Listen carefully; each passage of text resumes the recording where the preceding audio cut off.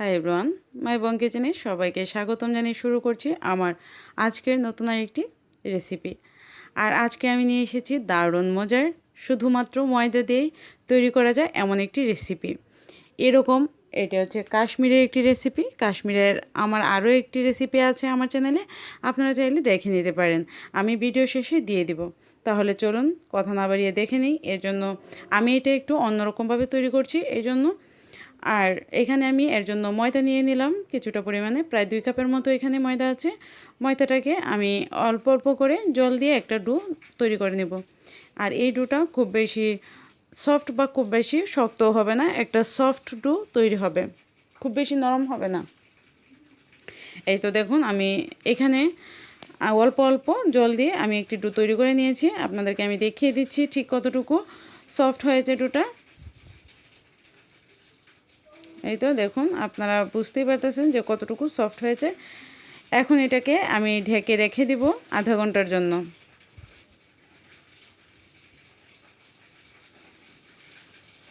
আধা ঘন্টা পরে দেখুন আমার ডোটা খুব সুন্দরভাবে সেট হয়ে গিয়েছে।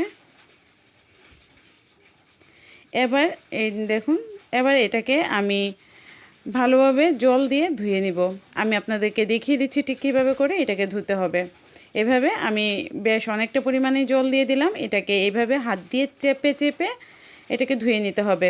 তবে খুব বেশি জুড়ে এটা ধুতে যাবেন না, তাহলে ময়দাটা ছিঁড়ে ছিঁড়ে যাবে। এই জন্য এটাকে আস্তে আস্তে এভাবে চেপে চেপে ভালোভাবে ধুয়ে নিতে হবে। তবে এই কাজটা অবশ্যই খুব সময় নিয়ে করতে হবে।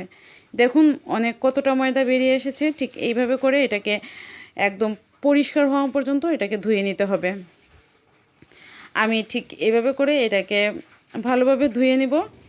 এই তো দেখুন একদম পরিষ্কার জল বেরো হওয়া পর্যন্ত এটাকে আমি ধুয়ে নিলাম।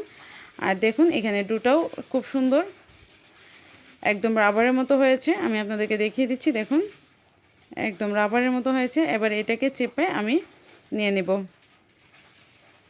এবার এটাকে আমি একটি প্লেটের মধ্যে খুব ছোটো ছোটো লিচির মতো কেটে নিচ্ছি। এটা হাত দিয়ে টেনে নিলেও হবে, আপনারা যদি চান তাহলে ছুরি দিয়েও কেটে নিতে পারেন। তবে এই লিচিটা অনেক ছোটো করার চেষ্টা করবেন, কারণ এটা তেলে দেওয়ার সাথে সাথে অনেকটাই ফুলে বড় হয়ে যায়। এই তো আমার সবগুলো লিচি কাটা হয়ে গেছে। এবার এটাকে ভাজার জন্য আমি চলে আসলাম চুলায় কড়াইয়ে আমি দিয়ে দিলাম বেশ কিছুটা পরিমাণে তেল। তেলটা গরম হলে আমি এর মধ্যে একটা একটা করে লিচির মতো কেটে রাখা ময়দার এই অংশটা দিয়ে দিলাম। আর দেখুন এটা তেলে পড়ার সাথে সাথেই ফুলে ডাবল হয়ে গিয়েছে। এটা এতে লবণ বা হলুদ কোনো কিছু দেওয়ার প্রয়োজন নেই, এইভাবে ভেজে নিলে হবে। এতে দেখুন একদম লাল হওয়া পর্যন্ত এটাকে উল্টে পাল্টে খুব ভালোভাবে ভেজে নেব।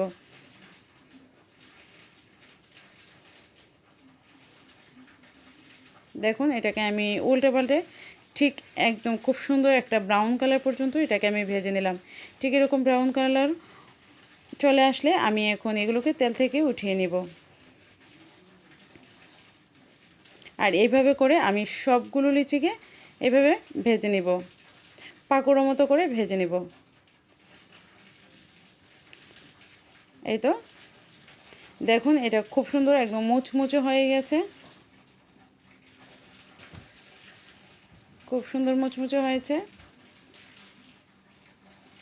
এবারে আমি ওই তেলে সেদ্ধ করে রাখা আলুগুলোকে অল্প পরিমাণে হলুদ আর লবণ দিয়ে সুন্দর করে ভেজে নিব, একদম লাল লাল করে এটাকে ভেজে নিব। আলুটা ভেজে নিলে তরকারির টেস্টটা অনেক ভালো আসে। আর এখানে আলুটা বাছতে বাছতে আমি একটি মশলা তৈরি করে নিব। এর জন্য আমি নিয়ে নিয়েছি একটি বাটিতে হলুদের গুঁড়ো, দিয়ে দিলাম মরিচের গুঁড়ো, দিয়ে দিলাম ধনিয়া গুঁড়ো, দিয়ে দিলাম জিরে গুঁড়ো। আর আমি এখানে দিয়ে দিলাম কাশ্মীরি রেড চিলিটা দেওয়ার কারণে এটা কালারটা খুব সুন্দর আসবে, আর এতে কোনো ঝাল নেই। এখন অল্প পরিমাণে জল দিয়ে আমি এটাকে একটি পেস্ট তৈরি করে নিচ্ছি। দেখুন আমার মশলাটা তৈরি হয়ে গেছে। এবার এটাকে আমি রেখে দেব। আর মশলাটা তৈরি হতে হতে আমার আলুটাও খুব সুন্দরভাবে ভাজা হয়ে গিয়েছে। এবার আলুটাকে আমি উঠিয়ে রেখে দিব। এবার আলু ভেজে রাখার ওই তেলে আমি দিয়ে দিলাম 2টি শুকনো মরিচ, দিয়ে দিলাম তেজপাতা, দিয়ে দিলাম দারচিনি এলাচি,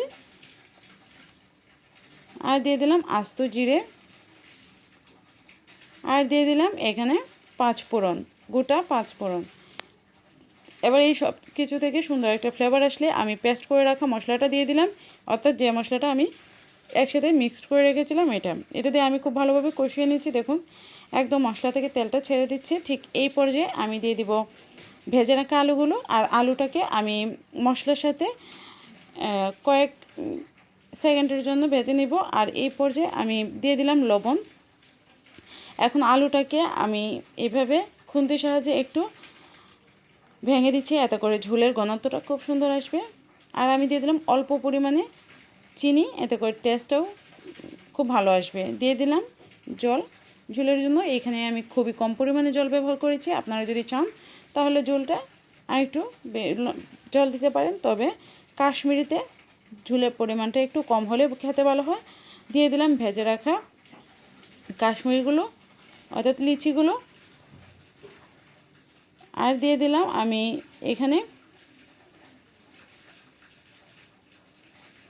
গরম মশলার গুঁড়ো দিয়ে আমি এটাকে একটু মিক্সড করে নিয়ে আমি ঢাকা দিয়ে রান্না করে নেব কিছুক্ষণ ঢাকা দিয়ে রান্না করার পরে আমি আপনাদেরকে দেখিয়ে দিচ্ছি। দেখুন আমার এটা খুব সুন্দরভাবে হয়ে গিয়েছে। এবার আমি চুলাটাকে বন্ধ করে দিব। দেখুন আমি পরিবেশন করে আপনাদেরকে দেখিয়ে দিচ্ছি। দেখুন দেখতে কতটা সুন্দর হয়েছে বন্ধুরা। তো আশা করছি আপনাদের কাছে ভালো লাগবে। যদি ভালো লাগে তাহলে আমার ভিডিওটিতে একটি লাইক, কমেন্ট আর শেয়ার দিতে ভুলবেন না। চ্যানেলটিকে অবশ্যই